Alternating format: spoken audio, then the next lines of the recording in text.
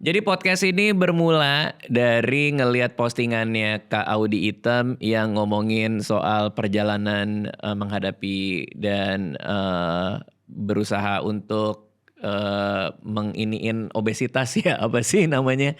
Menghadapi obesitas lah ya. Menghadapi obesitas. Iya. Makanya hari ini diundang langsung ke sini Kak Audy, terima kasih udah mampir. Thank you. Cuman gak cuman Kak Audy doang nih, kita ada 2 dokter di sebelah kiri saya. Boleh diperkenalkan? Hai. Dokter Vito udah pernah main. Udah pernah main sini ya. Halo semuanya, udah kayak Radit ya. Halo semuanya. Saya Dokter Vito Damai, saya dokter spesialis jantung dan pembuluh darah. Saya Riani, Dokter Riani dari Novo Nordisk. Oke. Nah ini semua kan dimulai dari ngelihat postingannya Kak Audy ya. Jadi banyak yang nanya. Boleh diceritain nggak ya sebelum kita masuk ke sana ya, terutama sama 2 dokter ini, obesitas tuh sebenarnya apa sih gitu?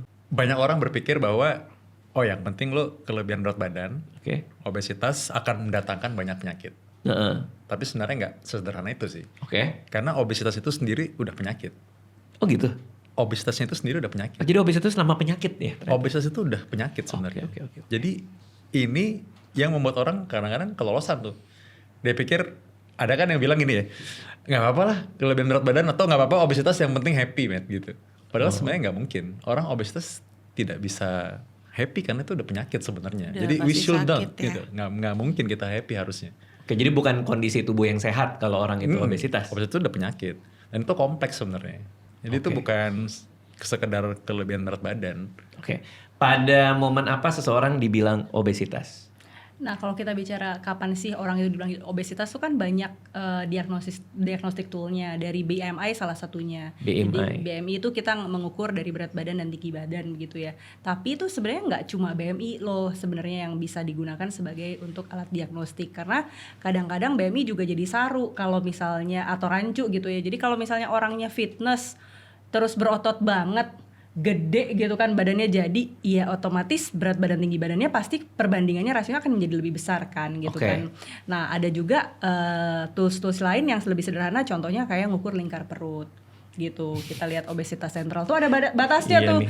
Indonesia tuh ada batasnya, perempuan dan laki-laki tuh beda, 80 sama 90. 80 itu perempuan di bawah 80, di pria tuh di bawah 90 gitu. Tuh. Di bawah 90 cm. Iya, berat emang. Ini ya. Jadi tahun ini ya, Kak Audy ya. Tahun ini tuh saya ngerasa kok makin lama perut makin maju. Padahal kan udah 41 tahun nih, mau 41.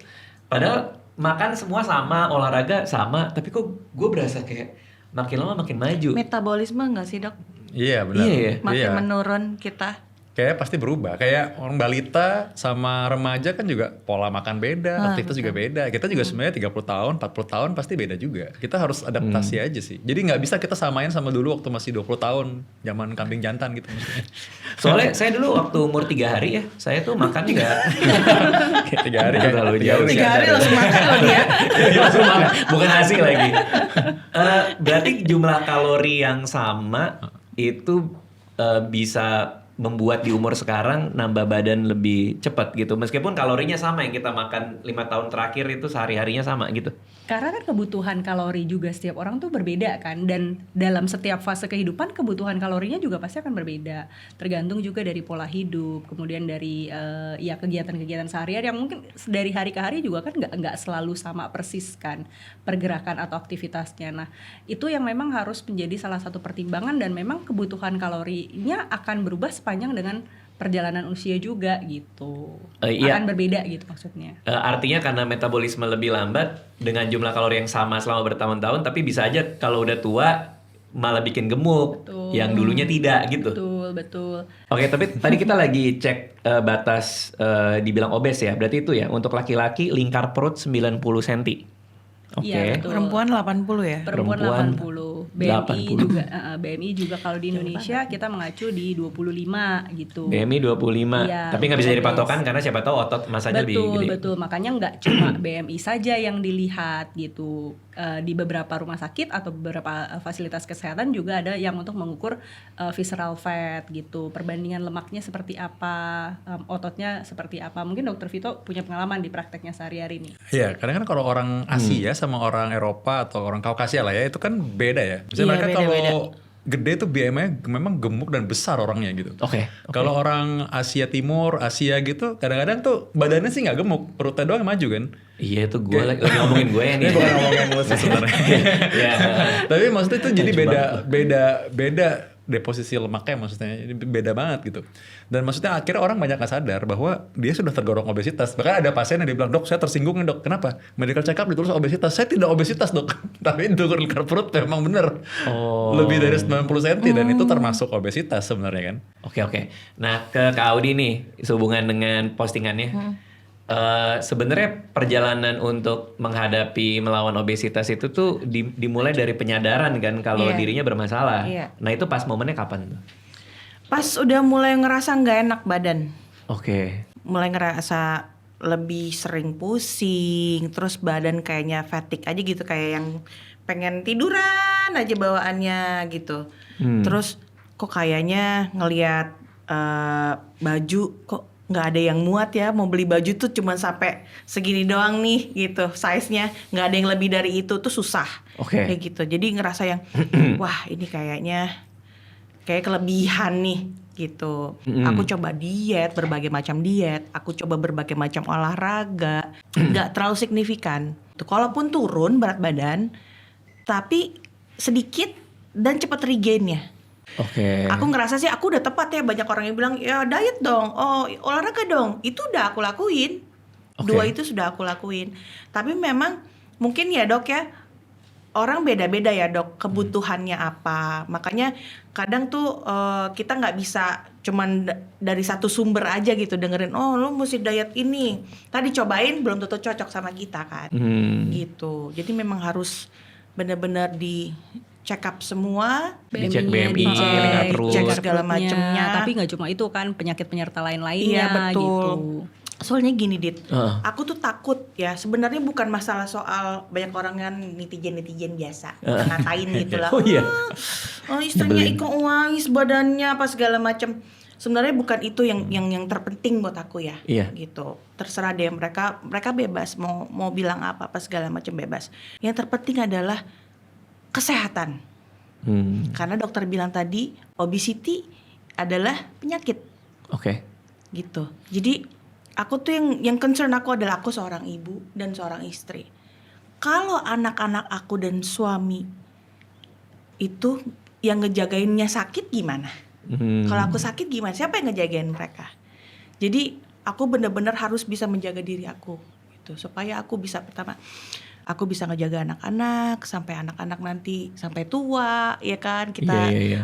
kesadaran dirinya harus inilah lebih ditingkatkan gitu. Tapi awal-awal sempat denial gitu nggak? Kayak Sempet, Oh, iya? fasenya banyak. awal-awal kayak enggak kok ini masih oke Iya. atau gimana? Iya, aku tuh ngerasa bahwa apalagi aku nge-gym dulu ya. Nah, kadang-kadang tuh Dok, aku saking hebohnya nge-gym, pas aku cek kok aku jadi makin gain weight. Abis nge-gym makan juga nggak? Makan, tapi aku makan sehat. Oh, Gitu. Karena oke. kan kalau aku nge-gym aku nggak boleh, aku banyakin makan protein biasanya gitu. Pernah ada problem kayak gitu nggak? Iya, sebenarnya sih bisa cek komposisi tubuh kan. Jadi kayak memang kalau cuma hitung BMI aja kurang pas sebenarnya. Mesti cek komposisi tubuh karena sebenarnya namanya kalau kita gain weight itu tadi bener sih, otot bisa naik kan. Dan juga bisa membuat ya orang kira dia naik berat badan, jadi malah akhirnya jadi kayaknya jangan makan begini deh gitu. Kalau makan emang bersih, latihan emang rutin sebenarnya nggak apa-apa naik berat badan. Dan memang kita bisa lihat sih komposisi tubuh kan, bisa lihat komposisi lemak berapa, komposisi otot berapa, ada hitungannya sebenarnya kan. Oke, berarti artinya kecurigaan kenaikan berat badan itu harus dicocokkan sama data Iya. komposisi tubuhnya tuh kayak Iya. gimana gitu. Di gym tuh ada tuh kan yang Iya. Yang ini kan? Ya dipegang terus langsung hitung kan biasanya kan. Ya langsung keluar gitu. iya, apa namanya gardu PLN ya kalau nggak salah. Ketrum dong. Kesetrum dong. Oke. Nah dari Dokter Yani sendiri, ketika ada orang datang dengan keluhan obesitas, permasalahan yang paling utama, yang paling umum tuh apa sih sebenarnya dari orang-orang yang datang ini? yang sering kali menjadi disalahartikan itu hanya soal penampilan. Oke. Ya kan? Kayak supaya enak dilihat, supaya mudah mencari baju, supaya ini, supaya itu, saya mau turun berat badan. Dan sebisa mungkin secepat-cepatnya. Nah, kadang-kadang yang kita tidak sadari itu adalah bahwa obesitas itu yang pertama tadi disebutkan sebagai suatu penyakit. Dan penurunan berat badan itu nggak cuma berdasarkan kilogram, nggak cuma berdasarkan timbangan, karena tadi bisa saja massa ototnya yang berubah gitu. Nah, jadi pasien-pasien atau orang-orang dengan obesitas itu sering kali memiliki stigma yang salah atau persepsi yang salah yang membuat pasien-pasien merasa ini salah saya ya. Saya makannya salah ya, saya olahraganya salah ya, pola hidup saya tidak sesuai ya sebenarnya ya, dan ujung-ujungnya pasti kan merasakan frustasi kan. Nah itu makanya pentingnya konsul ke dokter, ketemu dokter untuk tahu kondisinya apa sih. Nah nanti mungkin Dokter Vito bisa cerita juga secara detail. Kalau pasien ketemu dokter, apa aja sih sebenarnya yang akan dijalani oleh pasien dan supaya bisa mendapatkan treatment yang lebih baik gitu. Oke, gimana tuh dok? Ya kadang-kadang pasien itu datang, dia memang satu ya, dia dalam keadaan drop banget. Dalam arti drop itu secara mental, kalau baca media sosial juga kan memang banget tuh, Dok. ada konten yang menurut saya sih sangat, ya dia bilang sih mood menyemangati. Tapi kan kayak ngatain banget kan, kayak oh ini emang harus gini, harus lu ngomong harus to the point, emang ini bener gitu ngomongnya gitu. Jadi tuh maksudnya kesannya dia nggak menganggap bahwa ini tuh ada challenge tersendiri. Memang nggak semudah itu sih. Orang dengan obesitas itu dia mungkin tahu ini penyakit, gue harus berubah, tapi it's not that easy. Karena ini banyak masalahnya. Mungkin dia karena memang dia obesitas sendiri kan ada pengaruh hormon juga. Dalam ada pengaruh hormon kan, ada pengaruh molekuler lah. Artinya bahwa memang orang itu tidak semudah itu untuk menahan nafsu makan. Dia memang berubah beda sama yang lain. Terus ada juga perubahan yang namanya mungkin dia punya penyakit, anggap aja kayak saya punya pasien nih, dia ya punya kondisi, punya penyumbatan pembuluh darah jantung, jantungnya lemah, terus masa mau dibilang lu tahan makan dong, olahraga, nah jantungnya lagi pot-potan nih, hidup aja masih bagus nih kan gitu. Hidup aja masih bagus hidup. I mean it's that easy gitu loh, nggak bisa kita suruh, karena kayak gitu coba kamu jogging dong, lari tiap hari, tunggu dulu nih lututnya udah rusak kali gitu kan, harus tahu juga kondisi medisnya gimana.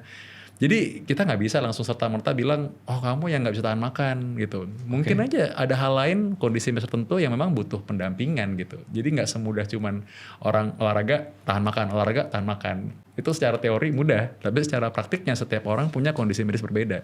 Oke. Tapi yang penting pastinya ada support system sih dok. Iya. Gitu kadang aku suka kayak ngerasa sendiri gitu, kayak yang kok nggak ada yang malah ngata-ngatain gue ya, bukan yang ngasih support gue untuk yang misalkan, ayo besok diet bareng yuk, besok olahraga bareng yuk gitu. Iya. Jadi harus ada support system sih sebenarnya. Oke. Gitu. Nah untuk ya kita nggak ngerasa sendiri. Ya kalau ngerasa sendiri malah makin Down, makin pasti. down Iya. kan, karena yang disalahin jadi diri sendiri terus tuh. Iya. Gue kenapa ya kayak Jadi gini? stress eating jatuhnya. Oh malah makan Aku lagi. pernah begitu. Aku pernah ngalamin kayak gitu. Jadi untuk mendapatkan aku ngerasa happy atau apa, ya aku yang penting aku makan itu bikin aku happy. Itu aku sempet ngerasa kayak gitu dok. Pernah nggak waktu makan sambil makan itu nyesel juga tuh kayak ngapain sih gue makan ini nyesel? Abis itu nyesel, udah masuk. Udah masuk Kalau ya? masih di sini sih nggak nyesel. Pas masih Terus aja ya Iya kan. kenapa ini? Mana punya tetangga lagi?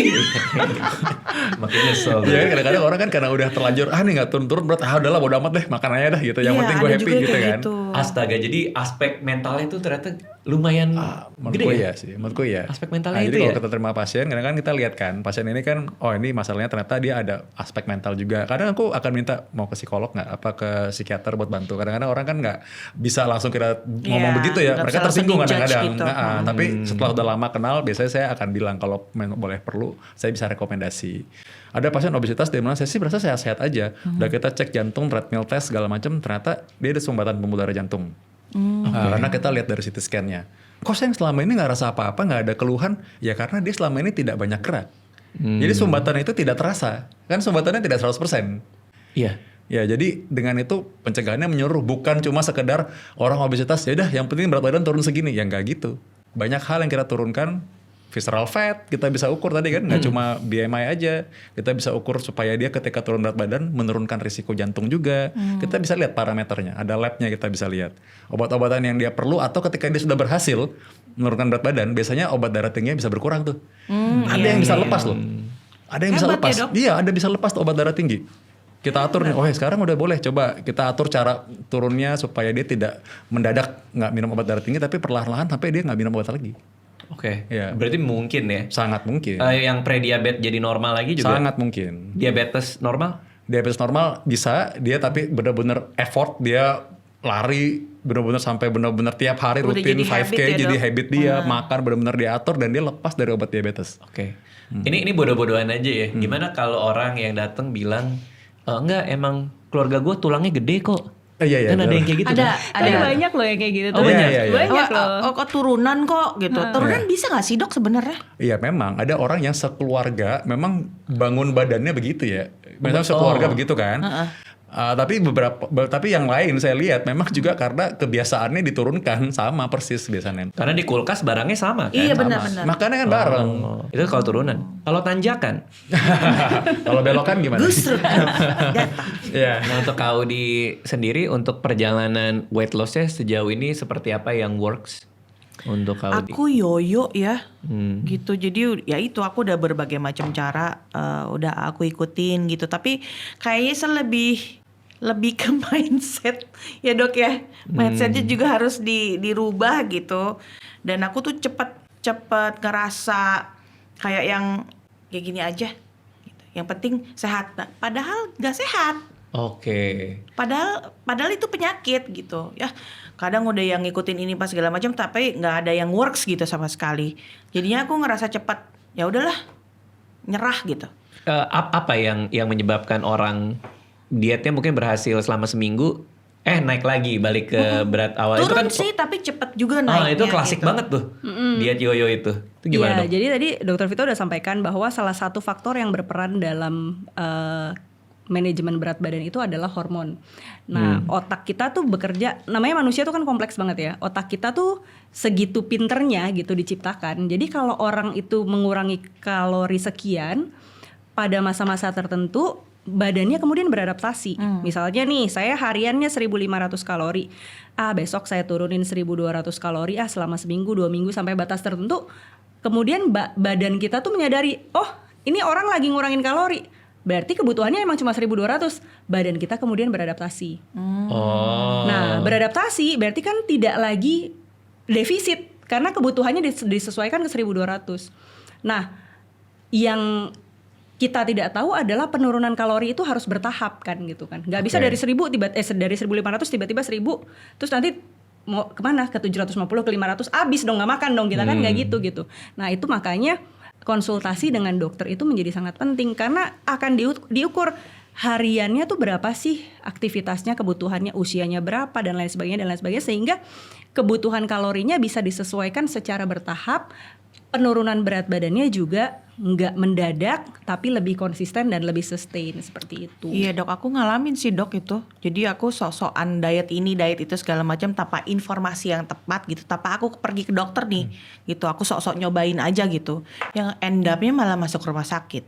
Oh iya? Iya. Sampai masuk rumah sakit? Iya, jadi aku sok-sokan ngikutin teman gitu. Jadi seharian aku nggak makan apa-apa, cuman makan sebatang coklat lah. Oh iya? Yang ada ternyata aku ada GERD.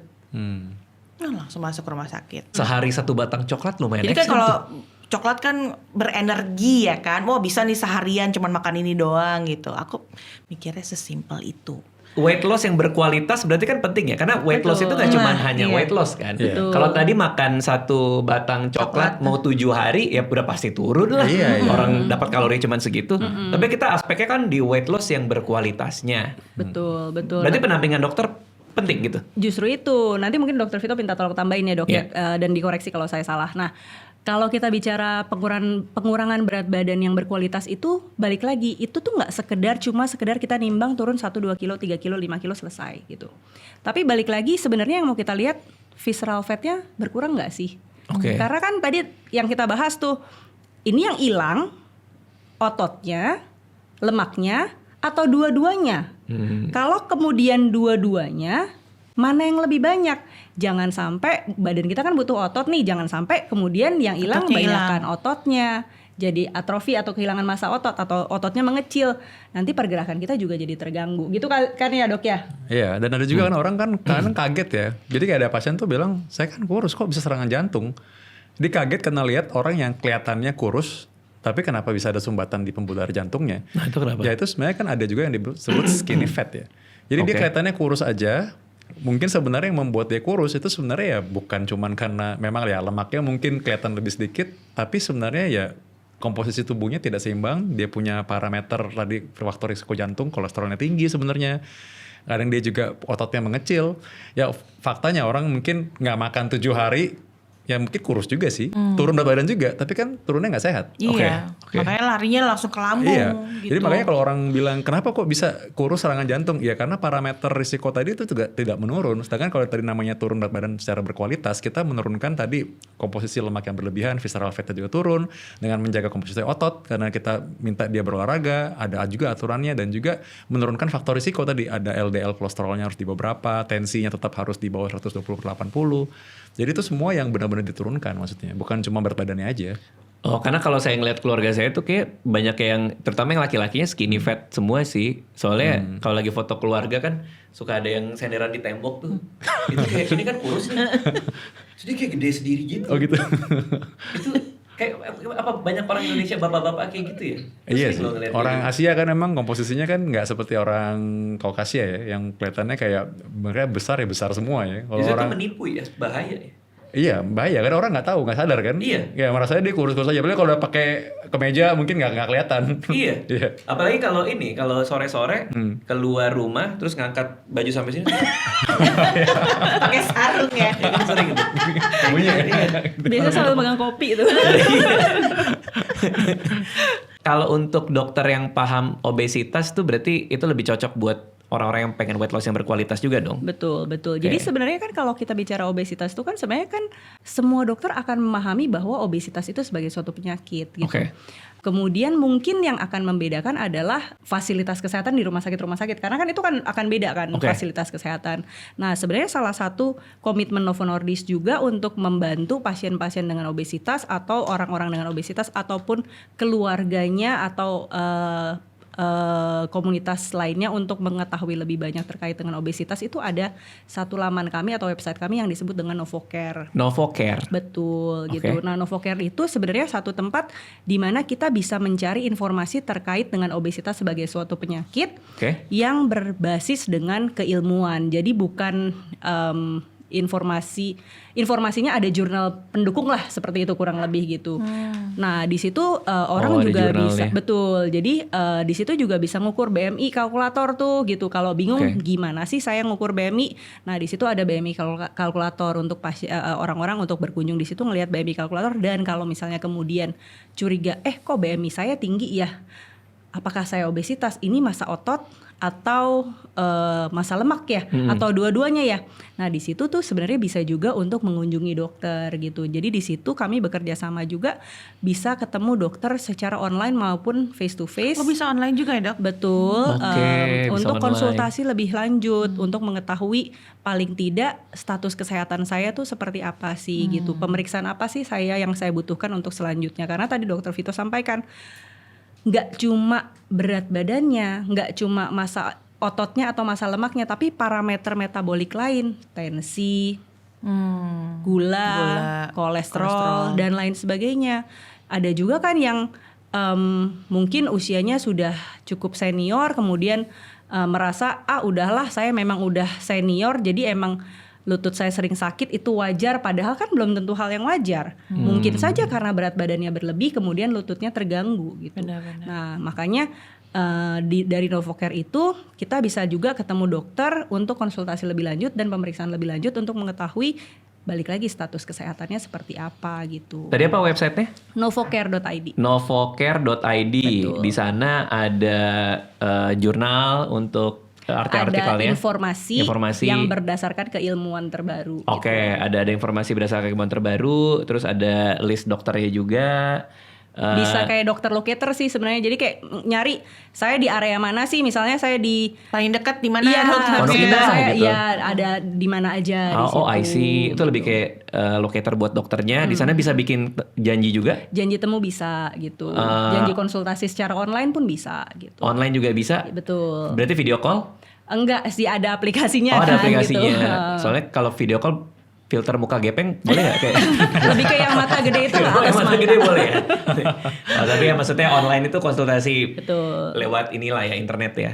Lebih gampang ya dok sekarang ya. Betul. Dulu kan kita susah banget untuk cari informasi dok. Makanya kadang-kadang kita cuman ya dengar dari teman gitu atau cuman ya kisi-kisi ngelihat apa gitu. Oh ini bagus ya. Ternyata belum tentu. Dan kekuatan sosial media tuh sekarang kan luar biasa ya. Kadang-kadang kita mau nyari muncul segala macam dari AI Iya, overview iya. yang kita nggak tahu. Sekarang AI overview lumayan ada Iya. taggingnya kan, ada informasinya kan. Ini Iya. dasarnya kemana. Tapi kan ada masanya itu tidak ada kan informasi itu tidak ada referensi yang jelas, tidak ada data pendukung yang jelas supaya kita tahu ini tuh beneran nggak sih sebenarnya, informasinya tuh valid nggak sih Iya sebenarnya. kayak gitu. banyak kan dok, banyak reels gitu yang orang diet nih, makanan diet gue ini.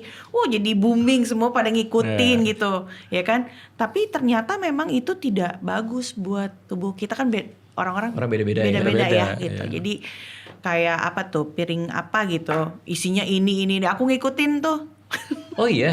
semua diikutin. Sama ikutin berat loh ini perjuangannya. Iya. Kok nggak turun ya gitu, kenapa ini nggak turun? Jadi ya itu balik lagi kena lagi mentalnya gitu, karena ya itu aku sosok ngikutin jadi nggak tahu sebenarnya informasi yang bagus. Dicek dulu semuanya baru kan dokter bisa ngasih tahu apa yang tepat ya dok gitu. Ya, makanya itu nggak mudah sih, nggak mudah untuk orang tuh bilang bahwa wah lu obesitas tahan makannya dong gitu, atau olahraga dong. Iya benar, olahraganya kayak gimana untuk dia mungkin beda, makannya gimana buat dia metabolisme juga mungkin lain.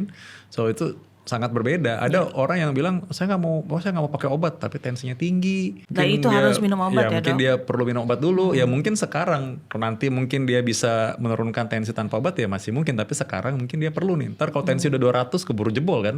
Suruh lari dong biar kamu kurus. Ya 200 tensinya ya stroke nanti dia langsung keburu stroke kan. Ya. Jadi maksud saya itu banyak yang perlu perlu dilihat gitu maksudnya kan. Dan tadi farmakoterapi kan juga obat-obat kan juga sekarang banyak obat yang buat membantu hormon supaya dia bisa menangani obesitas itu juga ada. Jadi banyak pilihan dan banyak orang yang mungkin tidak menyadari bahwa itu sebenarnya ada pertolongan solusi masing-masing buat berbagai kondisi, maksudnya gitu. Nah minum obat juga perlu dari dokter ya dok, jadi kita nggak bisa main asal minum obat aja.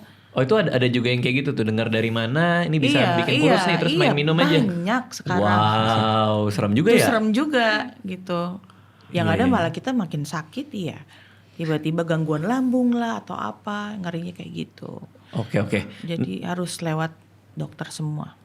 Nah, penyakit apa aja sih yang menyertai obesitas ini? Kayak kalau kita bicara kenaikan resiko lah ya. Ini saya nggak ngerti ngitungnya nih, tapi anggap aja 1 kilo di atas BMI, 2 kilo di atas BMI itu apa kenaikan faktor resiko jantungnya berapa persen? Lebih mungkin terjadinya seperti apa? Itu gimana dok kita nakarnya? Iya emang jadi obesitas ini sendiri ternyata dia menaikkan risiko penyakit jantung dan pembuluh darah dalam arti serangan jantung, stroke itu minimal 2 kali lipat dari berbagai studi ya.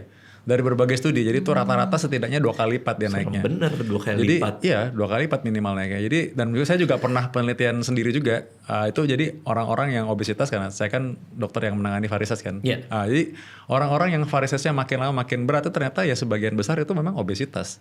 Jadi kita lihat orang-orang yang punya varises nih di kakinya, ternyata memang lebih dari 50% dia obesitas ternyata. Dan makin tinggi BMI-nya makin berat juga varisesnya. Jadi ya itu ternyata ada pengaruhnya. Yang lain-lain juga sama ya, misalnya orang yang punya penyakit jantung, stroke atau serangan jantung ulang, itu bisa ternyata diukur gitu. Dan dengan dia menurunkan obesitas, ternyata dia juga bisa menurunkan risiko tersebut di kemudian hari. Oke, berarti emang berbahaya banget ya. Berbahaya sebenarnya. Dan kita memang nggak bisa sembarangan bilang orang obesitas tuh ini nggak tanpa ada empati sama sekali dan tanpa support system, it's impossible. Kalau badan itu udah lama dalam kondisi obesitas dan dia berhasil menurunkan ke berat badan ideal, akan lebih susah nggak mempertahankan berat badan ideal itu? Karena badan sudah beradaptasi bertahun-tahun dengan begitu banyaknya lemak dan lain-lain. Atau itu mungkin aja. Mungkin dia bisa Mungkin bertahan, stabil terus. bisa bertahan dengan lifestyle dia yang baru. Makanya kenapa kita lihat orangnya itu tidak kita langsung kasih diet ekstrim kayak udah lu nggak usah makan 2 minggu, ya kurus juga sih. Tapi dia bisa maintain dengan Iya. kayak gitu kan. Dia pasti kan harus berubah dan dia harus konsisten dengan itu. Makanya kenapa tidak dalam sekali waktu aja. Maksudnya dia ya tiap hari misalkan anggaplah dia makannya cuma segitu tadi 350 kalori lah misalnya. Terus dengan aktivitas dia yang seperti sesibuk itu nggak mungkin dong dia bisa mempertahankan. Jadi kan dia harus tahu, oke 350 kalori atau 1000 kalori misalnya itu dengan apa komposisi makanan dia, olahraga dia apa buat seperti itu. Itu kan jadi kebiasaan dia kan, day by day dia maksudnya gitu kan. Artinya diet yang baik adalah bukan diet yang cuman sekali atau seminggu atau sebulan, Harus konsisten. tapi diet yang menjadi gaya hidup. Gaya hidup dia. Jadi habit. Itu susah ya berarti ya untuk ngebuat Iya. diet tuh gaya hidup ya. Iya, pola hidup lah. Kalau gaya hidup kan kayak gaya-gayaan doang kan. Ini contoh ya. Ini beneran ya. Saya waktu itu nyari tahu soal makanan yang ideal. Karena kan apa yang kita makan membentuk diri kita kan. Ternyata You are what you eat. ya yang paling bagus adalah direbus. Ya kan, nggak pakai tepung, nggak pakai minyak, nggak digoreng segala macem. Udah nyoba tuh. Pakai bumbu nggak? Pakai Bumbu, Pakai garam-garam. bumbu, garam tipis-tipis, dikit-dikit, bumbu dikit-dikit. Nggak enak banget, Dok. Dok, gue nggak bisa, Dok. Gue 2 hari aja kayak, Kebiasaan Kok makan gini ya? seblak yang banyak banget. iya kok kayak gini banget sih hidup gitu. Iya. Oke. Kayaknya gimana gitu ngelihat piring nih kayaknya. Iya, kan diet harus jadi gaya hidup. Tapi melihat kentang buncis itu tuh, gimana caranya supaya itu menjadi gaya hidup ya?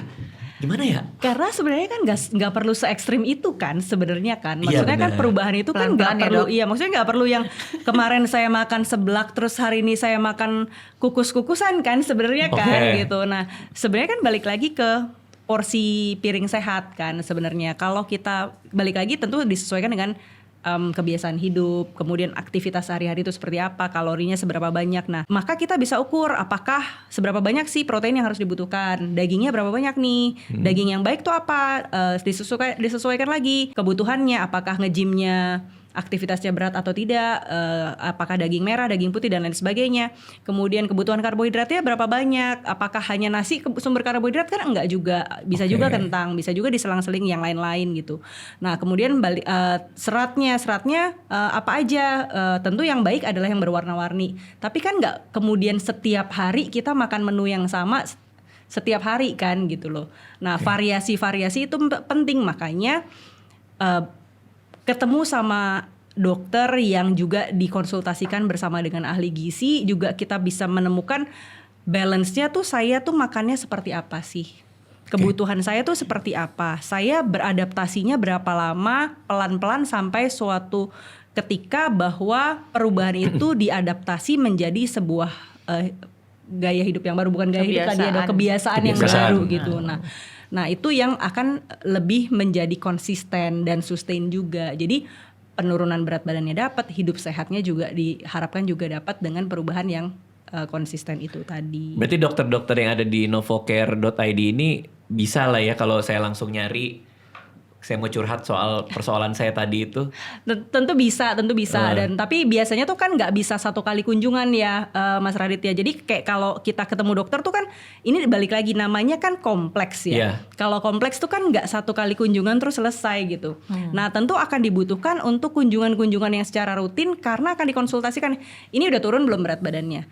Ini udah sesuai belum gaya hidupnya? Ini sesuai nggak olahraganya? Kalau misalnya ada nyeri lutut, sebaiknya olahraganya jangan ini. Kalau ada riwayat serangan jantung, mungkin olahraganya harus disesuaikan, jangan yang ini gitu. Nah, Oke, Nah, oke. itu kan harus komprehensif Berlanjut. dan berkelanjutan gitu. Oke, Dan 2.700 kali cukup kali ya? Jadi olahraga juga harus jelas ya dok ya. Betul. Maksudnya nggak semua orang tuh cocok misalkan nge-gym atau nggak semua orang cocok untuk jogging gitu ya. Jadi harus disesuaikan juga dengan badan kita maunya kayak gimana. Betul. Karena kalau udah obesitas terus langsung mau ikut lari, itu Tiba-tiba mungkin kena maraton juga gitu, kali iya. ya. Lumayan Maraton kan. lagi.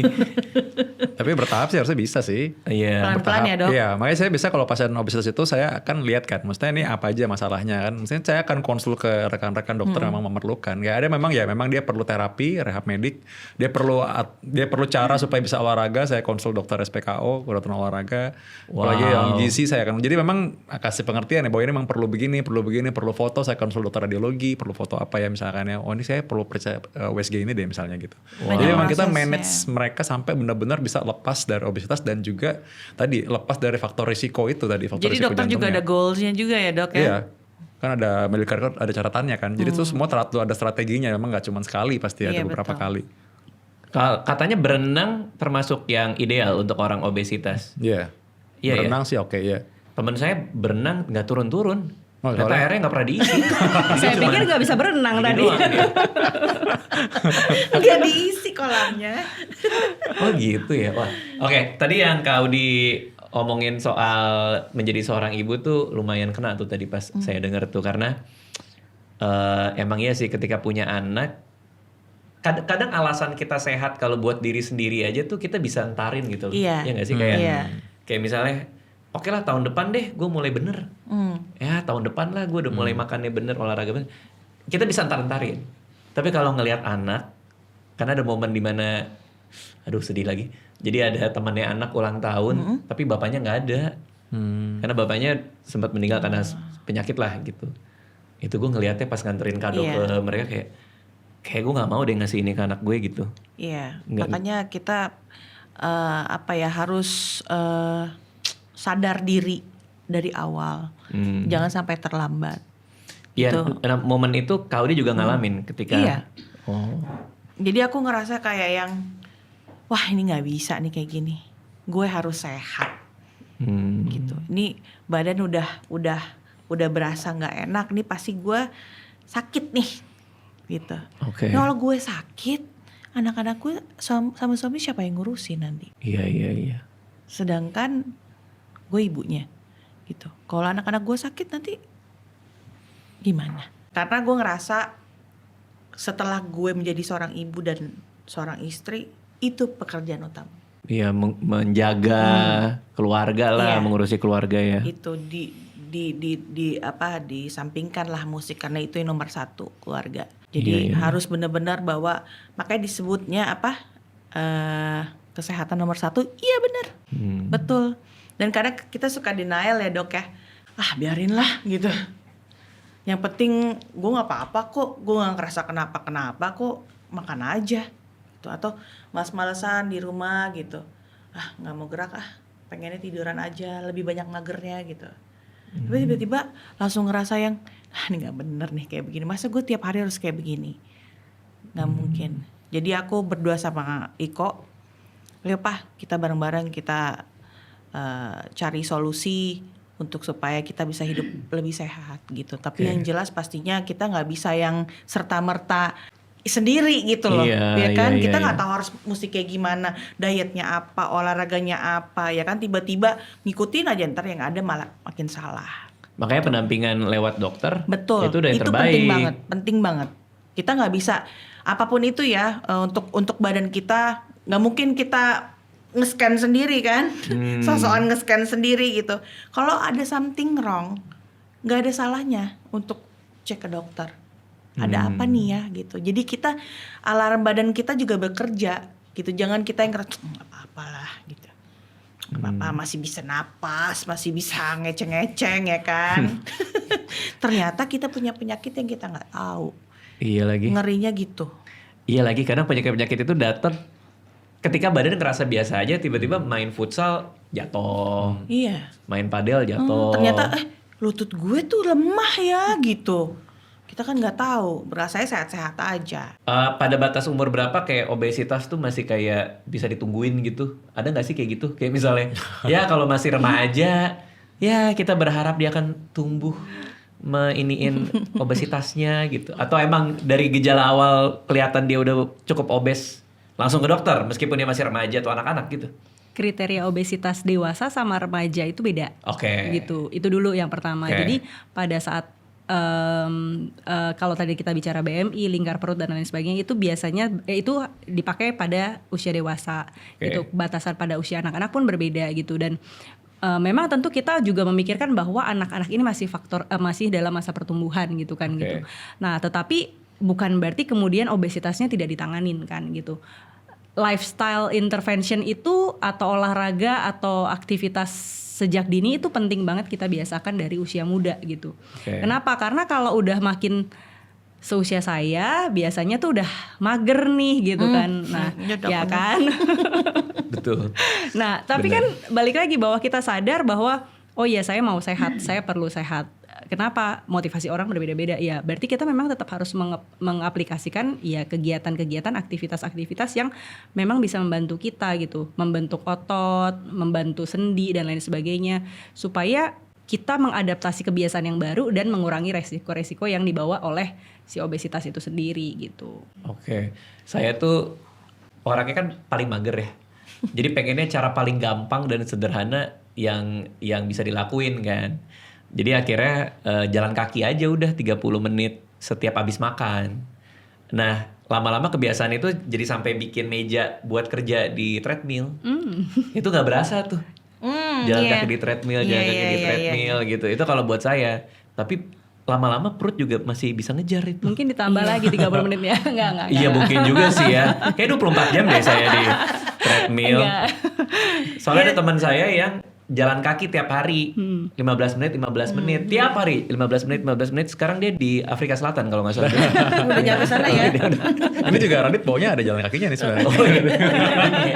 Tapi ada treadmill yang sekarang memang ada mejanya tuh ya. Oh ada ya? Ada. Ngapain gue bikin tuh gitu kan? Udah ada sekarang, gue punya di rumah. Oh iya. Ada, memang buat laptop gitu. Tapi kepake. Kepake. Itu? Wow. Sekali 2 kali. Di situ gongnya. Atau banyak nyanyinya soalnya dong daripada main laptopnya. Nyanyi sekarang minta di treadmill dong kalau dia ada di ridersnya. Iya. Sambil nunggu. Nah itu juga tuh triggernya dok. Biasanya saya tuh kalau nyanyi ya ke panggung gede ya. Dari ujung ke ujung aku bisa lari loh dok. Lari tuh. Lari dari sini ke depan gitu.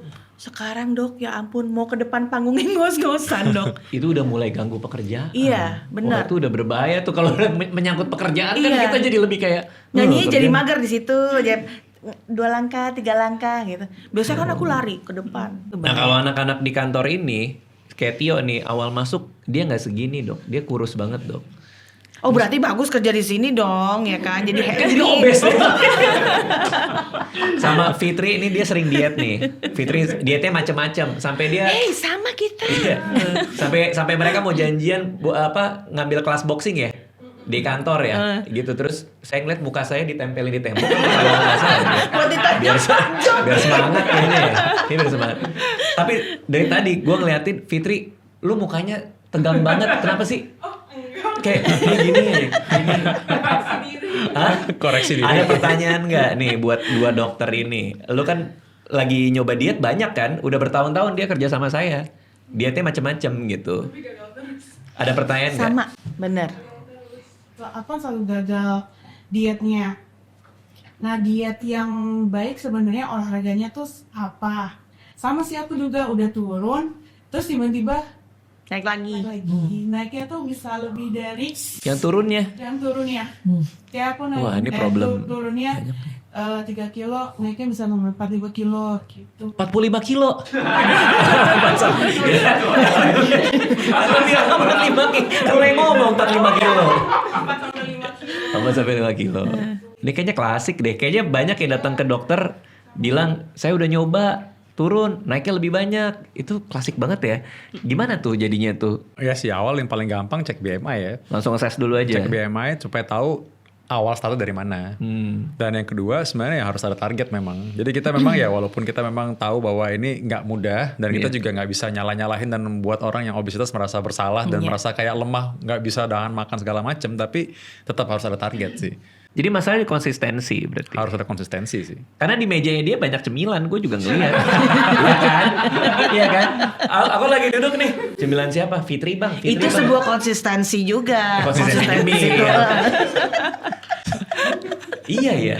Berarti kalau lo bilang sering nyobain diet ini itu tiba-tiba relapse lagi ke kebiasaan masa lalu itu dengan ngemil banyak. Biasanya balik lagi ke Awal. ya. Gimana ngejagain ini nggak relapse nih ke kebiasaan lamanya dia tuh? Metode seperti apa tuh supaya pasien yang saya temui seminggu sekali ini nggak bablas di tengah-tengah itu gimana dok? Mungkin di brainwash gitu. Biar Jadi kalau kita bicara konsultasi secara entah itu mingguan atau 2 mingguan atau berapapun itu nantinya, yang paling penting itu kan sebenarnya konsistensi ya. Kenapa sih kemudian harus ketemu terus? Karena kita itu secara nature kalau nggak diingetin akan lupa. Iya sih. Sampai mengadaptasi kebiasaan. Nah itu makanya kenapa balik lagi, yuk ketemu dokter, yuk teratur ketemu dokter supaya ada yang mengingatkan dan ngecek udah benar belum nih, udah sesuai belum nih kebutuhannya, udah sesuai belum nih olahraganya. Kalau belum dalam jangka waktu yang singkat itu tentu bisa di adjust atau disesuaikan sesuai dengan kebutuhannya supaya target bersamanya juga tercapai gitu. Dan itu tadi Dokter Vito sampaikan nggak akan jadi dalam 1-2 minggu kan gitu. nggak instan ya dok. Betul, nggak Iya, ada bener. tuh yang namanya instan gitu. Harus sabar ya. Iya, Sabar. betul, harus sabar dan ya itu sama-sama ngejalanin programnya, approach-nya atau comprehensive treatment-nya supaya impact yang kita harapkan bersama itu tercapai gitu. Ya. Kalau Dokter Vito, apa yang bisa di-share soal sukses story pasiennya Dokter Vito yang karena penurunan berat badannya, kualitas hidupnya jadi lebih baik, jadi mungkin penyakit jantungnya jadi berkurang resikonya atau kayak gimana, dia bisa di-share nggak ceritanya? Jadi aku punya tim juga, aku punya dokter gizi yang selalu jadi partner juga. Oke. Nah jadi saya memang nggak mungkin sendiri kan. Dan memang akhirnya tadi ketika dia kontrol tadi, itu akan menyesuaikan diri dengan contoh gini misalnya. Dia nggak suka nasi merah, nggak bisa kita paksain. Ntar kalau nggak ya dia akan cheating terus. Karena dia nggak suka dan tersiksa dengan apa yang kita kasih misalnya. Oke saya nggak bisa nasi merah, saya nggak suka ini. Atau saya nggak bisa makan kentang, saya bisanya makan nasi. Kayak diaturin kalorinya gimana, lauknya bagaimana, terus kapan dia bisa makan. Kalau ada juga yang bilang, oke saya IF cocok nih. Oh ya udah buat dia cocok. Mungkin ada yang lain, oh saya nggak bisa IF karena saya pekerjaan saya begini. Diaturkan bener-bener sampai dia sesuai dengan pola hidup dia. Wah ini masuk akal nih. Iya, benar. Jadi kan nggak mungkin semua orang sama persis kan, Iya, maksudnya betul. gitu. Nah itu yang mereka Disesuaikan bisa ya, Dok? atur ya. Nah dia makan sayurannya apa, ya nggak bisa, dia nggak suka sawi suruh makan sawi tiap hari tersiksa dan dia akan pasti cheating. I see. Naturalnya dia gitu kan. Nah kenapa tadi Temi? Contoh ada juga orang yang butuh obat suntik. Kalau ada yang tahu kan obat suntik ada yang obat suntik untuk terapi obesitas. Oke. Itu memang untuk kondisi khusus. Memang yang punya komorbid misalnya. Ya jadi ada kondisi khusus lah kriteria. Tidak Oke. untuk semua orang. Oke. Nah ini dia dengan terima terapi tersebut, tetap dia diatur, dievaluasi. Apa sih yang susah sekarang? Secara personal, apa sih yang susah? Ini. Jadi ketika memenuhi target, kita nggak seperti bos nyuruh, lo turun 2 kilo ya, turun 3 kilo nanti bulan depan ya. Tapi dia didampingi. Oh. Didampingi untuk menyesuaikan pola hidup dia yang disesuaikan yang mana, yang dia bisa tolerate yang mana. cocok yang mana. Dan dikasih dengan mindset tadi itu kan. Dia boleh makan ini kapan? Boleh nggak sih saya menikmati sekali ini lagi lebaran? Ya, Boleh nggak cheat sih day, saya cheat makan day, ini? boleh nggak sih, Dok? Apa sih Gitu. sebatas mana saya bisa? Itu kan masalah mindset yang perlu diatur juga kan. Bagaimana dia bisa menyesuaikan diri juga. Berarti Nah itu sih. boleh ya? Iya. Jadi, Every Iya, day. Ada. tapi itu kebablasannya itu loh. Nah, ya kalau misalkan terus terang aja, saya sendiri sebagai dokter jantung kan suka tanya, suka makan apa? Saya suka nasi padang gitu. Masa nggak makan nasi Oh, padang enak lagi. selama saya pasti makan juga kan. Tapi Iya, kan iya. saya ngatur juga sama pasien saya juga. Saya perlakukan sama juga dong. Nggak mungkin kita suruh dia makan cuma brokoli doang misalnya. Ya. Nah, di contoh misalkan ada satu orang nih. Dia punya cucu, dia nenek-nenek lah ya, sekitar umur 67 tahun. Dia awal datang dengan apa? Dia tuh obesitas dengan hipertensi, obatnya tuh sudah 3 atau 4. Oke. Nah dia sekarang itu masalahnya adalah tiap kali dia mau olahraga lututnya sakit. Jadi obat hipertensinya udah 4 nih. Heeh. Obat sakit lutut. Nah obat sakit lutut itu kan obat anti nyeri. Itu punya efek di lambung. Jadi dia tambah lagi obat lambung. Wow. Udah 6 nih obatnya nih. Ya kan? Belum lagi vitamin-vitamin dan lain-lain. Kayak datang masuk pakai tongkat. Saya bilang, ibu mau berubah? Oke, mau berubah. Gimana caranya? Oke, tanya dia ngapain aja, dia ngasuh anak, ngasuh cucu lah segala macam. Oke, saya udah coba. Kita atur. Makan bu, ibu makan ya, tenang aja bu. Coba atur. Dokter gizi masuk, yang lain dokter lutut masuk. Nah, targetnya ketika 6 bulan datang lagi, nggak pakai tongkat, seneng dong, ya kan? Dia udah dalam Udah nggak lepas pakai tongkat, tongkat. 6 bulan udah nggak pakai tongkat. Wow. Dia turun bisa 10 kilo. Nah, turun 10 kilo. Nah, dia apa yang menjadi efek yang lain? Bu, obat darah tingginya 1 nih, nggak perlu 4 lagi. 1 cukup. Oh berkurang jadinya Iya, ya dan semua. dok, saya sekarang karena nggak minum obat sakit lutut lagi, lutut saya udah nggak sakit, nggak pakai tongkat lagi, dan tidak perlu minum obat mah lagi karena tidak ada obat anti nyeri yang bikin dia mah. Jadi Sakit, obatnya cuma 1 sekarang, Wow. yang sangat ringan. So itu udah buat dia kan udah achievement ya. Wah, padahal kalau dia dalam kondisi yang awalnya dia datang, ya kita ngobatin gejala-gejalanya, tapi kita nggak ngobatin sumbernya, which is dari berat badan dia kan.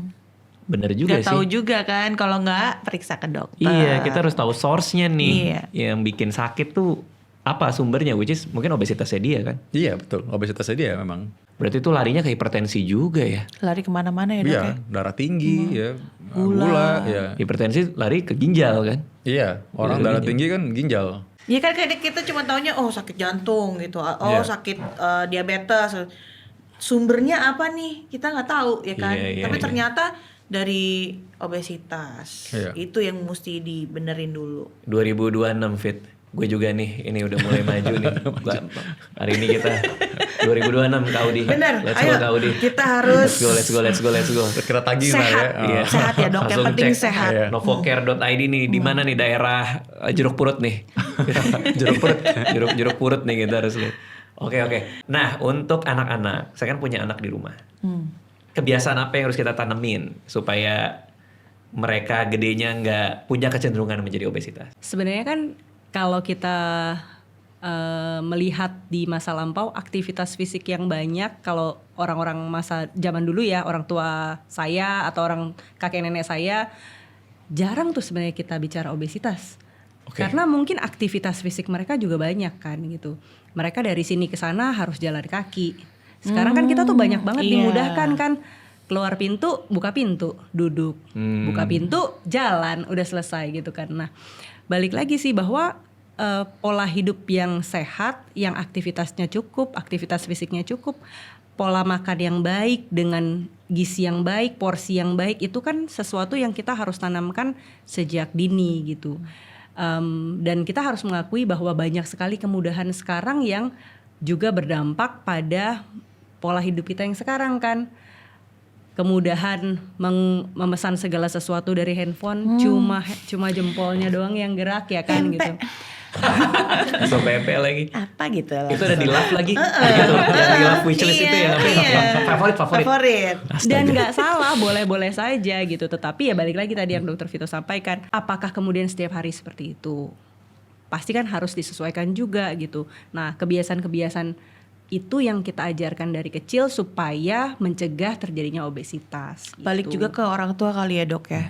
Cara kita untuk membiasakan mereka juga di rumah. Misalkan biasanya kalau aduh mama malas masak langsung ini aja pesan aja ya gitu. Padahal kalau kita masak sendiri di rumah dengan bahan-bahan yang ada di rumah gitu loh dok, bisa lebih sehat makannya ya kan. Jauh dari apa namanya apa sih namanya tuh Minyak, bumbu, yang gitu-gitu kita lah. nggak tahu, mereka kan masaknya kita nggak Iya, tahu ya minyaknya pakai apa apa, gitu. Dan kalaupun pesan mungkin kita juga harus mindful pada saat kita pesan kayak porsi. Apakah kita butuh 3 porsi ataukah kita cuma butuh 1 porsi gitu Iya. kan. Ada yang mesen 3 porsi? Ya tergantung berapa banyak kan. Oh iya sih. Tapi Langsung nengok Fitri lu. Kalau Fitri 3 porsi. Bukan masalah diet berarti itu. Masalah porsi. Gimana tadi Kak Odi kayaknya? banyak yang apa ya bilang tuh makanan sekarang tuh udah bukan makanan gitu loh. Oh. Jadi kayak misalkan chicken nugget, sosis itu kan semuanya processed food kan ya. Jadi anak-anak kan banyak yang konsumsi itu. Mungkin itu juga kali ya dok ya yang bisa triggernya juga dari makanan juga gitu dok. Yang sekarang tuh banyak banget makanan yang sebenarnya bukan makanan.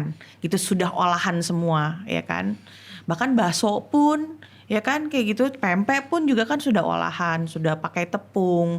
Kadang orang yang gue mau ngekat tepung deh gitu, gue mau ngekat gula gitu, ngekat gitu. Itu sebenarnya gimana tuh dok?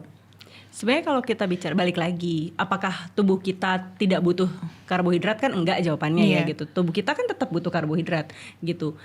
Dan sumber karbohidrat itu kan banyak gitu, tepung salah satunya gitu. Jadi apakah kemudian kita tidak boleh makan? Boleh aja kok sebenarnya kita makan. Cuma Tapi- balik lagi mindful pada saat kita makan. Apakah yang kita makan variannya cukup atau tidak? Variasinya cukup atau tidak?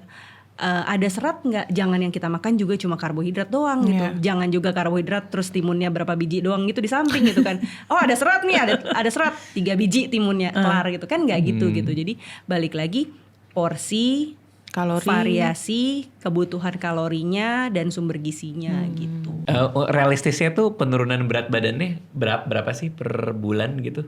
Dari misalnya seseorang 66 kg gitu dia obesitas, realistis penurunannya atau ada persentase khususnya kah? Tergantung umur juga ya dok ya? Ya juga sih, tapi rata-rata sih yang saya 3 sampai 4 kilo lah sebulan. 3 sampai 4 kilo sebulan. Kalau di atas itu udah nggak bagus. Ya sebenarnya nggak terlalu luar biasa kan sebenarnya kan. Maksudnya nggak terlalu sangat luar biasa sebenarnya 3 sampai 4 kilo sebulan tuh masih oke sih sebenarnya sih. Sehat nggak sih kalau saya tiap pagi nimbang? Karena saya bangun tidur langsung nimbang biasanya. Ntar kalau misalnya bedanya berapa gram gitu kayak, aduh udah kepikiran jadi makan dikurangin. Itu habit yang malah jadi bikin stres gak sih?